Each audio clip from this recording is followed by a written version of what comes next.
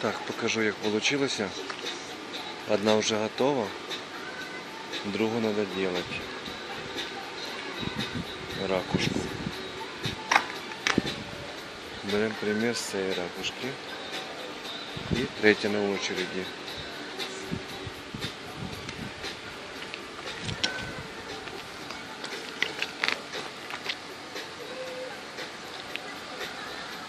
І так,